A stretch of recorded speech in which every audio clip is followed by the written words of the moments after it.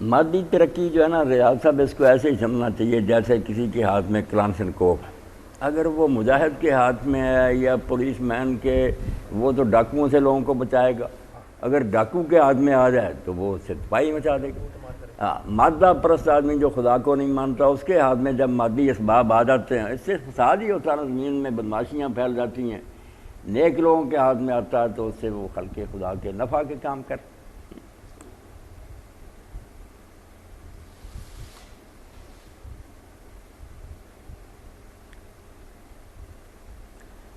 Doctor Ghulam Jilani Berkeley ایک کتاب دو قرآن لکھی ہے،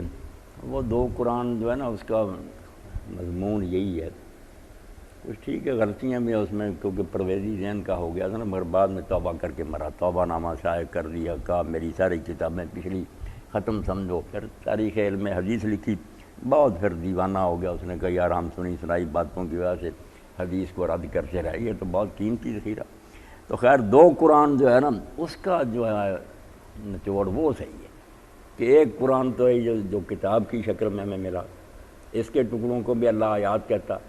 ایک خود انسان آپ اور اس کے گرد جو سارا جہان پھیلا ہوا ہے،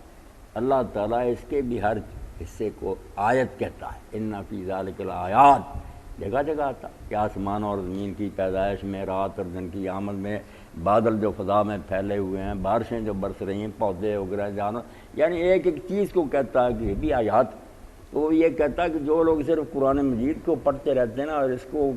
اس کی روشنی میں نہیں دیکھتے کہ اللہ نے جو جہان بنایا، انہیں نہیں اس کا پتہ چلتا۔ اس نے پھر پہاڑوں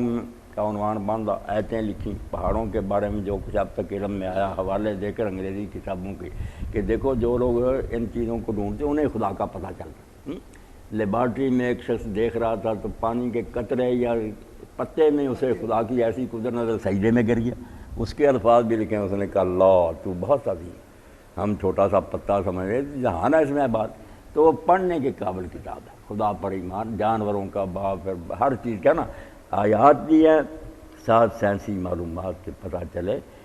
کہ اللہ تعالیٰ نے یہ کتاب اتاری ہے اور اس نے یہ دنیا بنائی، اسی لیے یہ ایک دوسرے کی تصدیق کر۔ تو بوس کا لکھا سائنسدان تھا ہندو، جس نے یہ معلوم کیا تھا نا کہ درخت بھی سانس لیتے ہیں، یہ زندہ وجود نہیں جو ہمیں سمجھتے ہیں نا کہ نہیں ان میں جان نہیں، اس نے کہا بالکل جان،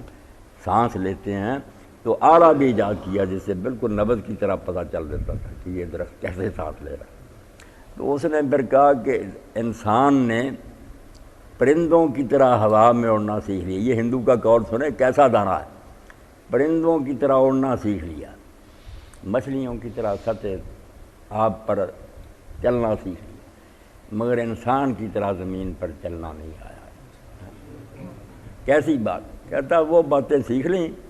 مگر جو انسان کی طرح شریف آدمی بن کر رہنا تھا نا، نہیں آیا۔ مادی ترقی کے ساتھ اخلاق کی ترقی نے متوازی نہیں نہ سفر کیا، اگر ساتھ ساتھ نیکی بھی چلتی جاتی تو یہی سائنسدان دنیا کے رہبر اور پیشوا ہوتے، دین ہی دین ہوتے۔ یہ بات اس نے لکھی کہ پرندوں کی طرح اڑنا سیکھ لیا،